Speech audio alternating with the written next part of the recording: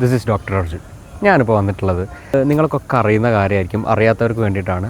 Pregnancy സമയത്ത് നിങ്ങൾക്ക് സ്ത്രീകൾക്ക് പൊതുവേ കുറേ ഇഷ്യൂസ് ഉണ്ടാവും, സ്കിൻ റിലേറ്റഡ് ആയിട്ടും ഹെയർ റിലേറ്റഡ് ആയിട്ടൊക്കെ. അപ്പോൾ അതിനെ പറ്റിയിട്ട് സിമ്പിളായിട്ട് ഞാൻ കുറച്ച് കാര്യങ്ങൾ പറഞ്ഞുതരാം. അപ്പോൾ നമുക്ക് നേരെ വീഡിയോയിലോട്ട് പോകാം. വാ.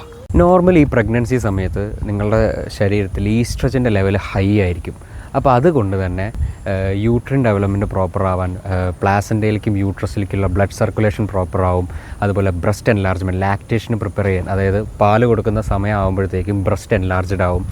അതൊക്കെ ഈ ഈസ്ട്രജൻ ലെവൽ പീക്കാകുമ്പോൾ നിങ്ങളുടെ ശരീരത്തിൽ സംഭവിക്കുന്ന കാര്യങ്ങളാണ്. അതിൻ്റെ കൂടെ തന്നെ സംഭവിക്കുന്ന മറ്റ് കാര്യങ്ങളാണ് ഈ പിഗ്മെൻറ്റേഷൻ, മുഖത്ത് ചെറിയ ചെറിയ പാടുകൾ വരിക, കഴുത്തിൽ കളർ വ്യത്യാസം വരിക, അതുപോലെ അബ്ഡമനിൽ നേരെ ഒരു ലൈന് കാണും, സ്ട്രെച്ച് മാർക്സ് കാണും. അതൊക്കെ ഇതിൻ്റെ ഭാഗമായിട്ടാണ്. അബ്ഡമനിൽ പിന്നെ ഈ പല പല സ്ട്രെച്ച് മാർക്സ് കൂടുതൽ വരാനുള്ള കാരണം ബേബി വളരും തോറും അബ്ഡമൻ വലുതാവും. അപ്പോൾ സ്കിന്നിലുള്ള ഡെർമിസ് ലെയറിലുള്ള കൊളാജനും എലാസ്റ്റിനും സ്ട്രെച്ച് ആവും. ആ സ്ട്രെച്ച് ആവുന്നത് കാരണം അത് സ്കിന്നിൻ്റെ സർഫസിൽ വരവരകളായിട്ട് കാണുന്നതാണ്. ഇത് സിമ്പിളായിട്ട് നിങ്ങൾക്ക് മനസ്സിലാവുന്ന രീതിയിലാണ് ഞാൻ പറഞ്ഞു തരുന്നത്.